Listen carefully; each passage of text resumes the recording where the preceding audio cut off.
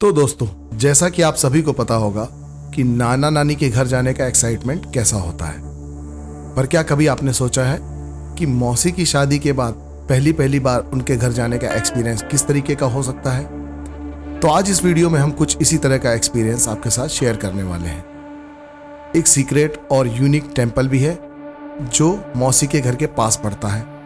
आज हम वहां भी जाएंगे और आपको उस मंदिर के बारे में भी बताएंगे।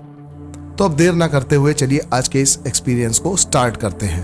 अगर आप पहली बार हमारा वीडियो देख रहे हैं और आपको हमारा कंटेंट पसंद भी आ रहा है तो हमें अप्रिशिएट करने के लिए आप चैनल को सब्सक्राइब कर सकते हैं और वीडियो को लाइक कर सकते हैं। अब चलिए हम ले चलते हैं आपको आज के हमारे अनुभव की तरफ। इस स्टोरी से जुड़ने से पहले चलिए मिला देते हैं आपको इस स्टोरी और इस चैनल के दो मेन कैरेक्टर्स से। ये है आद्विक, जिसकी उम्र है 2.5 साल, और आपको पहले ही बता दें कि ये बहुत ही ज़्यादा शरारती और जिद्दी लड़का है। पूरे दिन में एक भी मिनट नहीं होता जब ये आपको शांति से बैठा मिले। इसकी कोई ना कोई शरारत दिन भर चलती ही रहती है। ये शांत बस तभी होता है जब ये सो रहा होता है। अभी फ़िलहाल इसकी ज़िंदगी का एक मकसद है, स्पाइडरमैन बनना। और ये है श्रेष्ठा, इनकी उम्र है 6 साल। ये मनमौजी है, जो मन में आता है वही करती है। ये पढ़ती है क्लास 1 में और इनके पास हर रोज स्कूल न जाने का एक नया बहाना होता है। ये बहुत ही टैलेंटेड है पर अपने मन के हिसाब से चलती है। ये भी बहुत ही जिद्दी और शरारती है, जैसा कि सभी बच्चे होते हैं, लेकिन फैशन और मेकअप में इनका खास इंटरेस्ट है। और इनकी ज़िंदगी का फिलहाल एक ही गोल है, सबसे ज़्यादा सुंदर दिखना। अब चलते हैं आज की अपनी मेन स्टोरी पर। तो जैसा कि मैंने बताया, हम आज श्रेष्ठा और आद्विक की मौसी के घर पहली बार जाने वाले हैं। और इस समय एक्साइटमेंट लेवल तो आप देख ही सकते हो इन दोनों का। इन दोनों की मौसी रहती है गुजरात के एक छोटे से टाउन में, जिसका नाम है जंबूसर, और यही वो जगह है जहां हम सभी आज जाने वाले हैं। अब हम लोग तो रहते हैं सूरत पे और हमें जाना है यहाँ से 120 किलोमीटर दूर जंबूसर नाम की जगह पर। और अब वहाँ जाने के 2 रास्ते हैं। पहले तो यही कन्फ्यूज़न था कि जाना किस रास्ते से है, नेशनल हाईवे से जाएँ या फिर स्टेट हाईवे से, क्योंकि स्टेट हाईवे से जाते हैं तो रास्ता ख़राब मिल सकता है और नेशनल हाईवे से गए तो वहाँ ट्रैफिक जैम का भी सामना करना पड़ सकता है। तो बहुत देर तक गूगल मैप्स पर कैलकुलेशन करने के बाद ये डिसाइड हुआ कि भैया जाएंगे तो अच्छे वाले रास्ते से ही, लेकिन इसमें ट्रैफिक जैम का भी रिस्क था। फिर भी हम ये रिस्क उठाने को रेडी हो गए, क्योंकि साथ में पापा और श्रेष्ठा और आदि की नानी भी थी। और पीछे की सीट पर लगने वाले झटकों से बचने के लिए भगवान का नाम लेकर नेशनल हाईवे से ही जाने का हमने डिसाइड कर लिया था। और हमने ट्रैफिक को भी थोड़ा अवॉइड करने के लिए सुबह 6 बजे उठ के जाने का सॉलिड प्लान बना लिया था। अब सुबह जल्दी उठकर सबको निकलना था, लेकिन सुबह के प्लान के साथ प्रॉब्लम ये है कि आप कितना भी प्लान कर लो वो लेट ही हो जाता है। तो सबको उठ के रेडी होते होते हम सभी को लेट हो चुका था, और सुबह 6 बजे की जगह हम अपने घर से निकले 8 बजे। और घर से निकलते ही मुझे पता चला कि इस सारी प्लानिंग के चक्कर में रात को मैं गाड़ी में डीजल भरवाना तो भूल ही गया। इसलिए फिर हम सीधा पेट्रोल पंप डीजल भरवाने पहुंच गए, जहां हमने देखा एक पूरी डॉग की फैमिली जो सुबह पेट्रोल पंप पर मॉर्निंग वॉक पर आई हुई है। उसको देखकर दोनों बच्चों को बड़ा मजा आ गया, क्योंकि इसमें से 2 पपी श्रेष्ठा और आदिक की तरह किसी बात पर झगड़ रहे थे। खैर फिलहाल यहाँ हमने डीजल टॉपअप करवाया और इसके बाद हमारी एक्चुअल जर्नी स्टार्ट हो गई। अब गूगल मैप्स के हिसाब से ये जर्नी हमें 3 घंटे 45 मिनट्स में पूरी कर लेनी थी, लेकिन हमें क्या पता था, जिस बात का हमें डर था वही हमारे साथ होने वाला था। जैसे ही हम नेशनल हाईवे पर आए, हमने महसूस किया कि हाईवे से कम ट्रैफिक तो शहर के अंदर ही था, और टोल गेट के पास आते आते तो ये ट्रैफिक बहुत ही ज़्यादा बढ़ चुका था। जैसे तैसे हम टोल गेट तक पहुँचे तो हमें लगा कि चलो अब थोड़ी राहत तो मिलेगी, लेकिन उसके बाद वही हुआ जिसका डर था। आगे पूरा 10 किलोमीटर का जाम लगा हुआ था, जिसके बीच में से धीरे धीरे रेंगते हुए मैं आगे बढ़ना था। पर अब जो होना था वो हो चुका था, हम पलटकर पीछे नहीं जा सकते थे। उसके बाद धीरे धीरे हम उस जाम में खिसकते हुए पार हुए, लेकिन उसमें हमारा पूरा 1 आवर वेस्ट हो चुका था और इरिटेशन लेवल भी काफ़ी हाई हो चुके थे।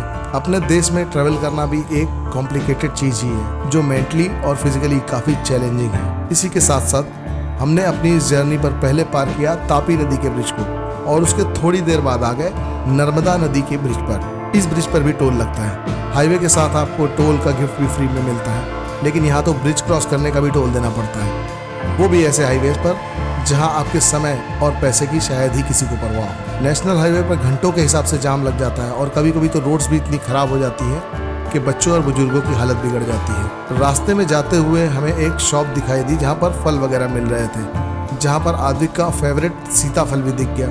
तो आदिक की मम्मी ने गाड़ी से उतरकर फटाफट कुछ फल ले लिए। फिर हम आगे बढ़ गए और सारे हर्डल्स को पार करते हुए फाइनली जंबूसर पहुंच ही गए। लेकिन यहाँ पहुंचने में हमें एक्चुअल में काफ़ी टाइम लग चुका था। सिर्फ 120 किलोमीटर की जर्नी हमने 4 घंटे 50 मिनट में पूरी की, जिसे हमने सुबह 8 बजे स्टार्ट किया था और यहाँ पहुँचते पहुँचते दोपहर के 12:50 हो चुके थे। लेकिन अपनी मौसी को देखते ही आदिक और श्रेष्ठा की सारी थकान दूर हो गई और आदिक दौड़कर अपनी मौसी की गोद में पहुंच गए। अब मौसी के घर पहली बार आए ये दोनों बच्चे हर नई चीज़ को चेक करने में लग गए। आदिक अपने फुल शरारती मोड पर आ चुका था और श्रेष्ठा नए नए घर में अपने मतलब की चीज़ों को सर्च करने में लग गई। इसी के साथ बाहर पड़े झूले और उसके सामने खेल रहे छोटे छोटे पपीज को देखकर इन दोनों को अपने टाइम पास का सामान मिल चुका था और ये लोग घर के अंदर कम बाहर ज़्यादा एंजॉय कर रहे थे। खैर थोड़ी ही देर में हम सब ने लंच किया और थोड़ी देर आराम करने के बाद हम फिर तैयार हो गए अपने नेक्स्ट डेस्टिनेशन पर जाने के लिए। अब ये नेक्स्ट डेस्टिनेशन था जंबूसर से 30 किलोमीटर की दूरी पर लोकेटेड महादेव जी का एक बहुत ही यूनिक और सीक्रेट टेम्पल, जिसके बारे में शायद बहुत ही कम लोग जानते हैं। हमने इसी यूनिक और सीक्रेट लोकेशन की बात आपको वीडियो के स्टार्टिंग में बताई थी। तो ये मंदिर है जंबूसर टाउन से 30 किलोमीटर दूर स्थित महादेव शिव जी का स्तंभेश्वर महादेव मंदिर, जो समंदर के एकदम किनारे पर है, जिसकी वजह से ये मंदिर एक दिन में 2 बार समंदर में डूब जाता है और कुछ स्पेसिफिक टाइम पर ही समंदर से बाहर रहता है। उसी समय आप जाकर यहाँ दर्शन कर सकते हैं। तो इस अनोखे मंदिर को देखने हम निकल पड़े।